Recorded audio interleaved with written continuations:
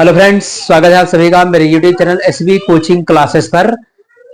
और चलिए फिर डिस्कशन करना है। आज हमें अपने महत्वपूर्ण प्रश्नों की श्रृंखला में प्रतिरोध से संबंधित जो प्रश्न होते हैं उनका डिस्कशन करना है। देखिए, प्रतिरोध का एक पार्ट मैंने बना दिया है, उसमें मैंने आपको विद्युत ऊर्जा विद्युत सामर्थ्य से संबंधित क्वेश्चन करवाए थे, है ना। अगर आपने उस वीडियो को नहीं देखा तो उसको देख लीजिएगा, क्योंकि आपके एग्जाम में विद्युत शक्ति विद्युत सामर्थ्य वाले से क्वेश्चन आएगा ही आएगा, है ना। उसके बाद आज हमें जो डिस्कशन करना है वो आपके प्रतिरोध पर डिस्कशन करना है। क्वेश्चन नंबर जो फर्स्ट है वो आपकी स्क्रीन पर लिखा हुआ है। इस प्रश्न में क्या बताया गया है, यहाँ पर कहता है कि दो चालक जब श्रेणी क्रम में जोड़े जाते हैं तो उनका तुल्य प्रतिरोध 25 ओम होता है।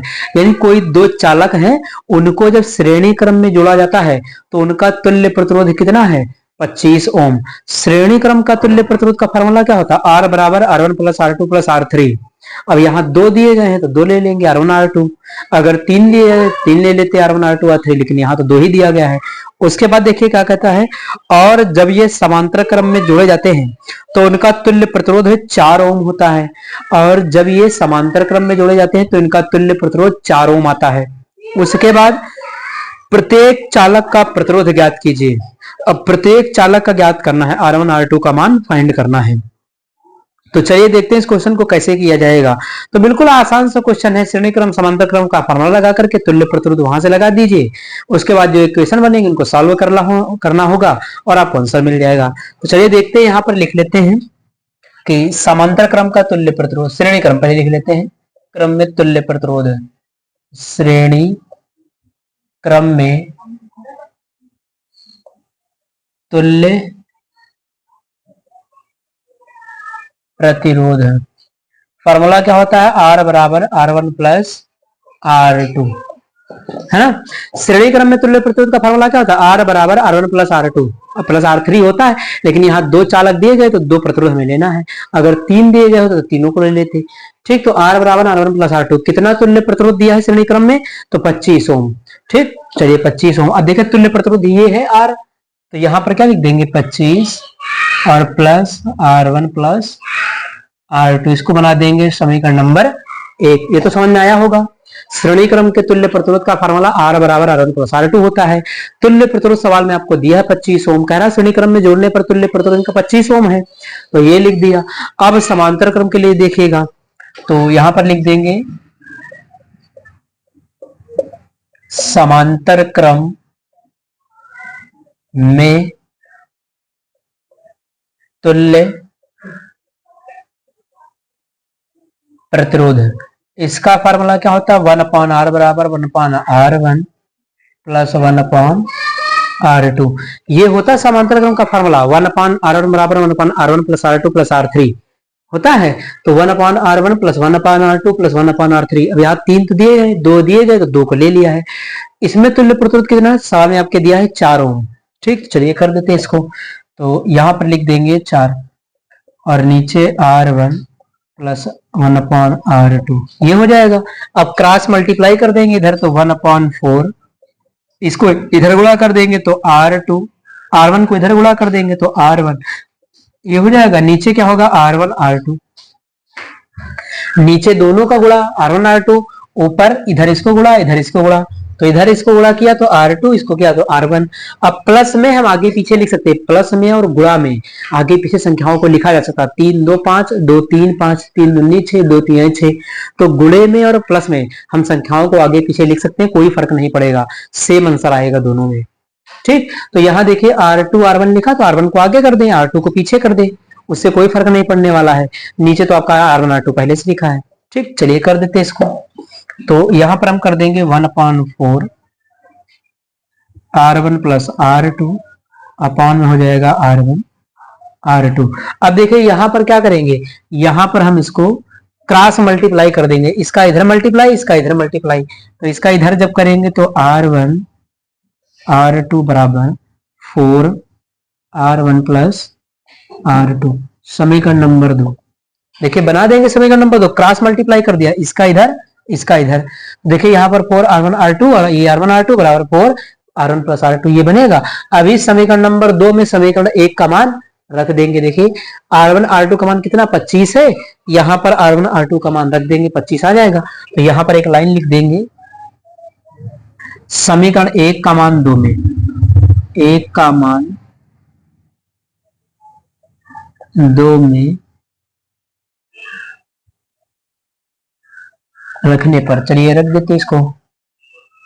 तो समीकरण 1 का मान समीकरण 2 में रखने पर, तो समीकरण 1 कहा R1 प्लस R2 कितना है 25, यहाँ पर रख देंगे R1 R2 का मान। तो चलिए लिख देते हैं R1 R2, और यहाँ पर देखिए 4 लिखा हुआ, आगे 4 हो जाएगा और गुणे 25, 2500 को कितना हो जाएगा 100, तो R1 R2 कितना हो गया 100। इसको बना देंगे समीकरण नंबर 3। देखिए ये समीकरण नंबर 3 बन गई। समीकरण 1 का मान समीकरण 2 में रखा तो समीकरण 3 बनी। देखिए यहाँ पर रख दिया, 25 है R1 R2 का मान, तो यहाँ पर रखा 25 गुणे 4, 2500 को कितना हो गया 100 हो गया। ये कर देंगे। अब समीकरण 1 से चाहे R2 का मान निकाल लीजिए, चाहे R1 का, समीकरण नंबर 3 में रख दीजिए। ठीक, चलिए रख देते हैं। तो यहाँ पर क्या लिखना है कि समीकरण 1 से R2 का मान समीकरण 3 में रखने पर, समीकरण 3 में रखने पर, तो देखिए यहां से अगर R2 निकालेंगे तो क्या बनेगा, अगर यहां से R2 निकालेंगे तो R2 को रोक लीजिए इधर, ये इधर आ जाएगा तो 25, ये बनेगा R2 बराबर 25 माइनस R1।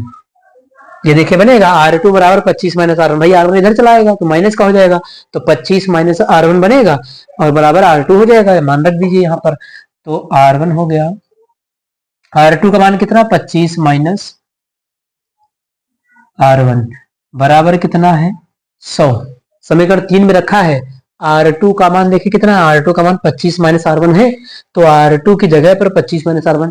अब अंदर इसको गुणा कर दीजिए, तो 25 का R1 से तो 25 R1, R1 का R1 से तो R1 स्क्वायर, तो माइनस का R1 स्क्वायर हो जाएगा बराबर 100। इतना तो समझ में आया होगा। R2 का मान यहां से उठा करके समीकरण नंबर 3 में रखा तो ये वाली समीकरण बन जाएगी। अब इसको रीअरेंज कर लेते व्यवस्थित, ये सब उधर भेज दीजिए, तो उधर अगर इधर से इधर चला जाएगा तो R1 क्या हो जाएगा प्लस 25, R1 क्या हो जाएगा माइनस, तो ये बनेगा R1 स्क्वायर, ये माइनस का हो जाएगा उधर जाएगा तो 25 R1 और उधर प्लस 100 तो है ही, प्लस का 100, इधर कुछ नहीं बचेगा तो क्या बचेगा 0। ठीक, इधर से सब उधर चले गए तो इधर क्या बचेगा 0, तो ये पलट करके मैंने दोनों को लिख दिया है। ठीक, अब ये देखिए ये क्या है, द्विघात समीकरण है, quadratic equation, x square b x plus c, math में सॉल्व करते हैं आप उसी तरीके से। तो यहाँ पर करना क्या पड़ेगा, ऐसी दो संख्याएं लानी है जिनका गुणा करने पर 100 आए और जिनको जोड़ने पर ये प्लस वाली संख्या बीच वाली संख्या 25 आए। तो 20 पंजे 100, 20 को 5 से गुणा करेंगे 100 आ जाएगा और 20 में 5 जोड़ देंगे तो 25 आ जाएगा। तो यहाँ पर हम 20 प्लस 5 लिख सकते हैं, चलिए लिख देते हैं। तो R1 स्क्वायर ये कितना हो जाएगा 20 प्लस 5, R1 बनेगा ये, उसके बाद प्लस का 100 गुणे 0, देखिए ये लिखा है 25 की जगह पर 20 प्लस 5 लिख दिया। तो चलिए इसके बाद R1 स्क्वायर, फिर 20 ये सिंबल का गुणा और R का गुणा, तो माइनस का 20 R1 हो जाएगा, ये गुणा इधर करेगा तो माइनस का 5 R1 बन जाएगा। यहां पर 100 को 20 गुणे 5 से लिख सकते हैं, तो 20 गुणे 5 बराबर 0, ये हो जाएगा। अब इसके बाद क्या है कि R1 कॉमन ले लीजिए, तो R1 माइनस का 20 बचेगा, यहां से आप माइनस का 5 कॉमन ले लीजिए, तो माइनस का 5, तो R1 माइनस 20 बचेगा बराबर 0 हो जाएगा। अब यहां से देखिए R1 माइनस 20, R1 माइनस 20 दोनों जगह कॉमन है, तो R1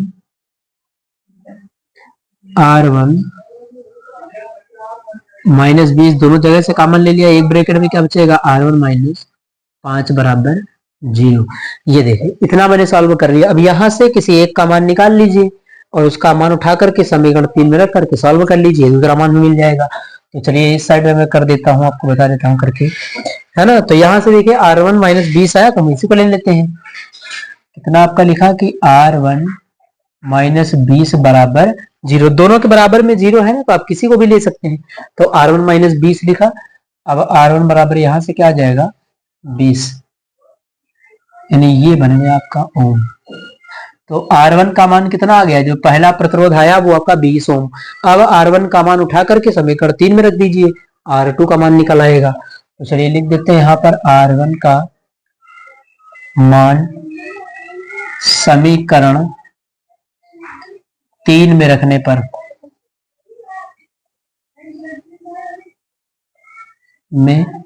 पर तो R1 का मान समीकरण 3 में रख दीजिए, यहां पर रख देंगे इसका मान R1। देखिए R1 का मान कितना 20 आया, तो 20 गुणे R2 और बराबर में कितना है 100। R2 आपको निकालना, 20 गुणे में उधर जाएगा बटे में, तो R2 बराबर 100 बटे 20। तो 20 पंजे कितना हो जाएगा 100, यानी R2 का मान आ गया 5 ओम। ये देखिए निकाल लिया, दोनों आंसर आ गए। R1 का मान 20 ओम, R2 का मान 25 ओम। तो बिल्कुल आसान है, थोड़ा सा मैथमेटिकल कैलकुलेशन आपको आनी चाहिए, फिर आप इस सवाल को कर सकते हैं। तो यहाँ पर मैंने श्रेणी क्रम में तुल्य प्रतिरोध का फॉर्मूला लगा दिया। तो R बराबर R1 प्लस R2, तुल्य प्रतिरोध आपको दिया गया श्रेणी क्रम में 25 ओम, तो यहाँ लिख दिया R1 प्लस R2 समीकरण नंबर फर्स्ट। समांतर क्रम में तुल्य प्रतिरोध 1/R बराबर 1/R1 प्लस 1/R2 फॉर्मूला होता है। तो 1/R देखिए यहाँ पर इसके लिए दिया गया सवाल में तुल्य प्रतिरोध कितना 4 ओम दिया था, तो 1/R की जगह पर 4 रख दिया, R1 R2 वैसे रहा, इसको मल्टीप्लाई कर दिया, इसका इधर इसका इधर, तो यहाँ R2 यहाँ R1 R2 R1 हो गया, और नीचे दोनों का मल्टीप्लाई है ना, तो नीचे क्या है R1 R2 हो गया। उसके बाद इसको मैंने क्रॉस मल्टीप्लाई यहाँ करवा दिया, इसका इधर गुणा इसका इधर गुणा, तो यहाँ जब इसका इससे गुणा करवाएंगे तो ये बनेगा आपका, इधर से इधर गुणा करवाएंगे इधर से इधर, तो ये बन जाएगा R1 R2। देखिए R1 R2 इधर से करेंगे 1 R1 R2 हो जाएगा, इसका इधर गुणा तो 4 R1 R2 प्लस समीकरण नंबर 2 बना दिया। समीकरण 1 का मान समीकरण नंबर 2 में रखा है, समीकरण 1 का मान समीकरण 2 में, तो देखिए समीकरण 2 में जैसे रखा तो R1 R2 कितना 25 है, तो 4 गुणे इसकी जगह पर देखिए 25 लिखा है वहां पर उधर, तो R1 R2 ये हो गया कितना 25 चौको 100, समीकरण नंबर 3। फिर समीकरण 1 से R2 का मान निकाल लिया, R2 बराबर 25 माइनस R1, R2 निकालना है, इसको उधर भेज दीजिए तो 25 माइनस R1 बनेगा, तो ये मान यहाँ पर रख दिया है। उसके बाद इसको देखिए यहाँ पर मान रखा, अंदर गुणा किया, R1 का 25 से 25 R1 minus minus R1 square हो जाएगा, उसके बाद ये 100 हो जाएगा। फिर यहाँ R1 स्क्वायर इसको रीअरेंज कर लिया, ये उधर चला जाएगा प्लस में, ये उधर जाएगा तो माइनस में, तो R1 square minus 25 R1 plus 100 बराबर 0। ठीक, इसको सॉल्व कर लिया, द्विघात समीकरण लगा करके 25 की जगह 20 प्लस 5 लिख सकते हैं, R1 हो गया 100 हो गया।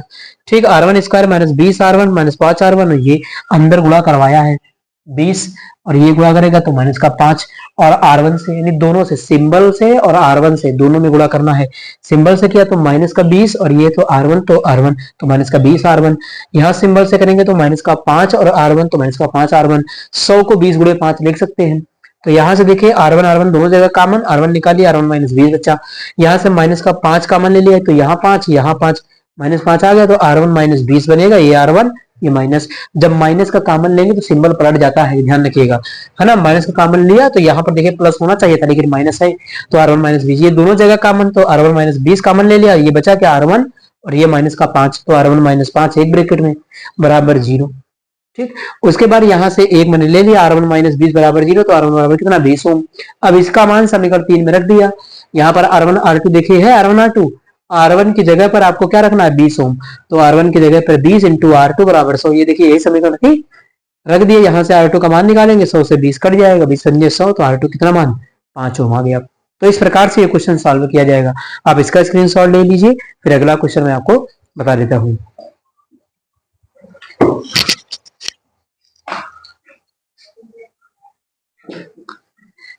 तो चलिए डिस्कशन कर लेते हैं अगले क्वेश्चन का। क्वेश्चन नंबर 2 देखिए आपकी स्क्रीन पर लिखा हुआ है, इसमें क्या बताया गया है। तो चलिए यहाँ पर देखते हैं, कहा गया एक इलेक्ट्रॉन जिसका द्रव्यमान 9.1 × 10⁻31 किलोग्राम है, यानी 9 × 10⁻31 किलोग्राम है।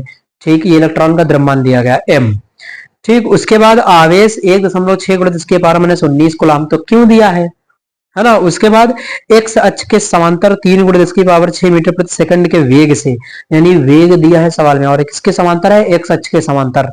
उसके बाद गति करता हुआ जेड अक्ष के समांतर कार्यरत 0.3 वेबर प्रति मीटर स्क्वायर के चुंबकीय क्षेत्र में प्रवेश करता है। यानी चुंबकीय क्षेत्र दिया गया है ना, कितना उसकी वैल्यू दी गई है 0.3 वेबर प्रति मीटर स्क्वायर का चुंबकीय क्षेत्र, तीव्रता उसकी दे दी गई है। ठीक, उसके बाद इलेक्ट्रॉन पर कार्य करने वाले बल F की गणना करना है, त्वरण A निकालना है और बल की दिशा बताना कि बल किस डायरेक्शन में लगेगा।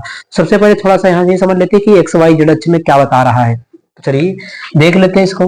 तो सबसे पहले ऊपर की ओर मैंने वाई अक्ष आपका होता है, ये आपका एक्स अक्ष है और इधर आपका होता है जेड अक्ष।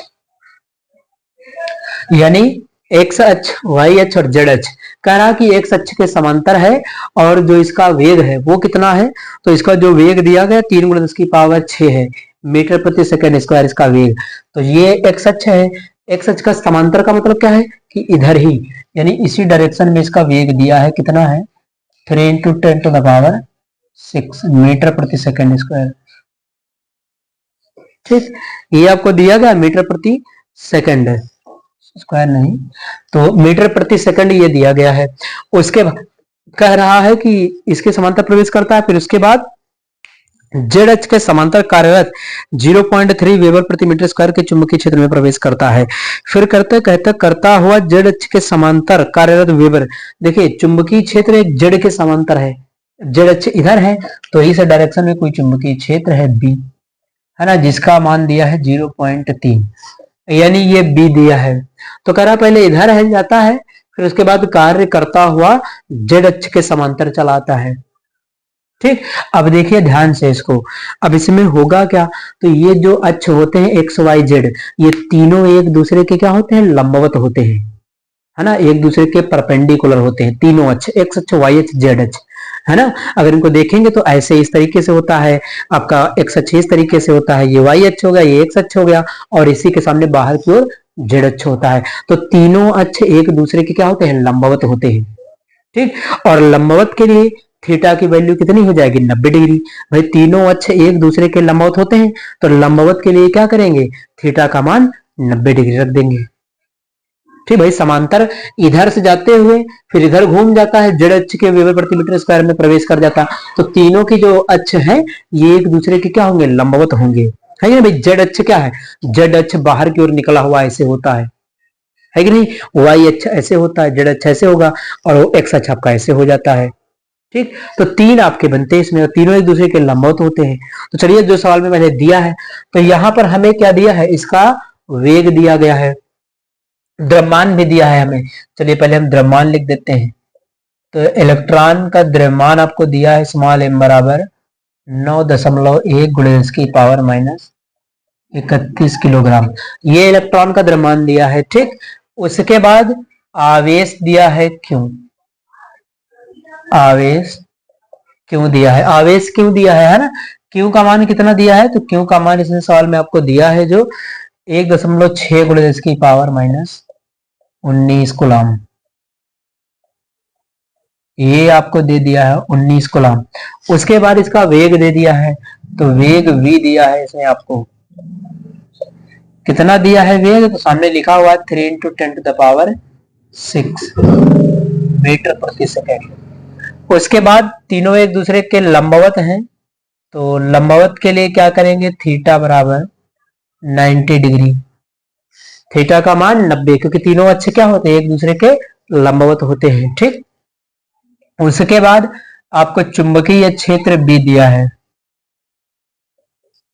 चुंबकीय क्षेत्र B, इसका मान कितना दिया है 0.3 वेबर प्रति मीटर स्क्वायर दिया है, तो ये हो जाएगा।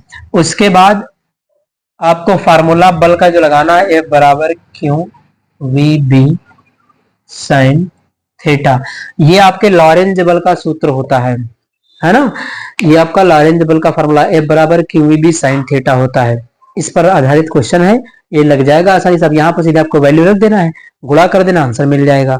चलिए कर देते इसको। तो यहां से Q का मान कितना है 1.6 × 10⁻19 कूलम। ठीक, उसके बाद V का मान कितना है 3 × 10⁻6। ठीक, उसके बाद B आपका कितना है 0.3 है। उसके बाद थीटा यानी साइन थीटा 90 डिग्री है, तो साइन 90 का मान कितना 1 होता है, रख देंगे, इनको गुणा कर दीजिए पहले। तो ये कितना हो जाएगा 16 3 48, यानी ये आ जाएगा 0.48 हो जाएगा। 16 इसको गुणा करेंगे, उसके बाद 3 गुणे 10 की पावर, देखिए 19 से 6 घटा देंगे तो आपका 13 बचेगा, यानी 10 की पावर माइनस 13 हो जाएगा।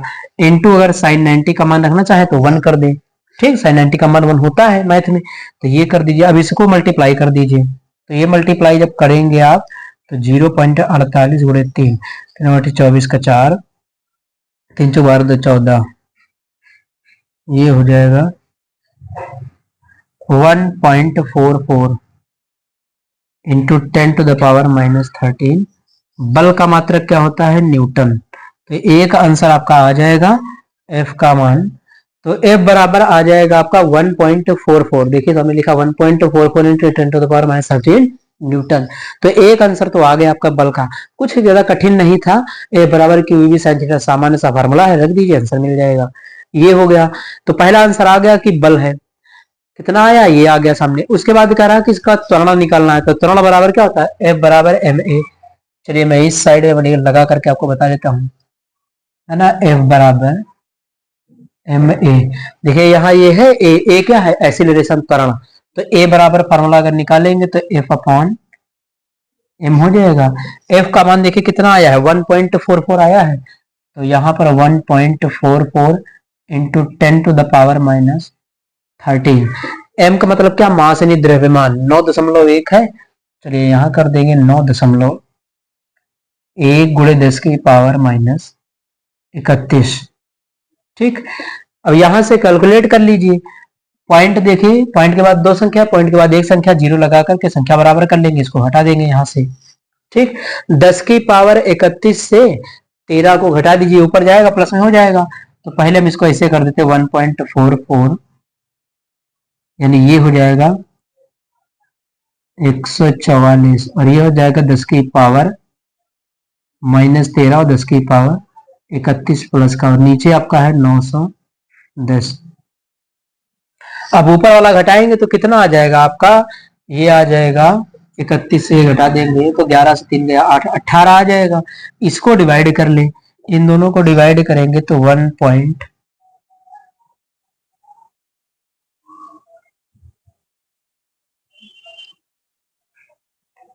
0.158, ये हो जाएगा 0.158। उसके बाद दशमलव को एक अंक उधर बढ़ा लेंगे तो ये हो जाएगा 1.58 into 10 to the power minus 17। उधर एक पावर बढ़ेगी घट जाएगी, है ना। अब उसके बाद देखिए दशमलव के बाद एक संख्या बड़ी है, ठीक, तो आगे वाले में जोड़कर यानी 1.6 भी इसको लिख सकते हैं। तो आप आंसर यहाँ भी छोड़ सकते हैं, यहाँ भी बिल्कुल सही है, कोई गलत नहीं है, ठीक। और अगर यहाँ पर कहें तो आप इसको एक स्टेप और बढ़ा सकते हैं 1.6 into 10 to the power minus 17। तो ये आपका एक्सीलरेशन आ जाएगा, त्वरण आ जाएगा मीटर प्रति सेकंड में, है ना। तो ये हो जाएगी ए की वैल्यू 1.6, या यहाँ भी छोड़ सकते हैं आप, कोई दिक्कत नहीं।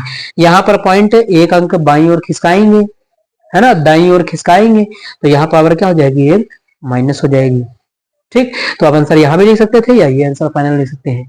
तो ये हो गया आपके ए की वैल्यू। उसके बाद पूछा था कि बल की दिशा, तो बल की दिशा देखिए क्या है, ये इस साइड में जा रहा है, ये एक अक्ष के समांतर गति कर रहा है इलेक्ट्रॉन, तो ये जो एक अक्ष के समांतर गति कर रहा है तो इस पर बल लगेगा y के डायरेक्शन में, यानी y की दिशा में ऊपर से इसके ऊपर बल लगेगा, है कि नहीं। तो बल की दिशा अगर पूछी जाए तो जो बल की दिशा है, बल की दिशा बराबर y अक्ष के अनुदिश, y अक्ष के अनुदिश, यानी बल की दिशा कहाँ लगेगी y अक्ष के अनुदिश, y अक्ष के दिशा में इसके ऊपर एक फोर्स लगेगा, एक बल लगेगा, ठीक। तो यहाँ पर f की वैल्यू निकाल करके मैंने बता दिया, ये आपका त्वरण आ गया। और बल की दिशा पूछा था तो y अक्ष के अनुदिश या y अक्ष के डायरेक्शन में ऊपर की ओर फोर्स लगेगा इसके ऊपर, ठीक। भाई कण जिस डायरेक्शन में गति करेगा उसके जस्ट अपोजिट डायरेक्शन में उसके ऊपर फोर्स लगेगा, ठीक। तो इस प्रकार से ये हो जाते हैं आपके दोनों क्वेश्चंस। तो उम्मीद करता हूं कि आज के जो क्वेश्चन मैंने लिए थे वो आपको क्वेश्चन समझ में आए हुए होंगे, है ना। अगर किसी भी टॉपिक में किसी को कोई दिक्कत होती है तो आप उसको कमेंट बॉक्स में पूछ सकते हैं। तो अगर चैनल पर नए हैं तो चैनल को सब्सक्राइब करें, वीडियो को लाइक करें और शेयर करते रहिए। तो चलिए फिर मिलते हैं अपने नेक्स्ट वीडियो में इंपॉर्टेंट क्वेश्चंस के साथ। Thanks for watching this video.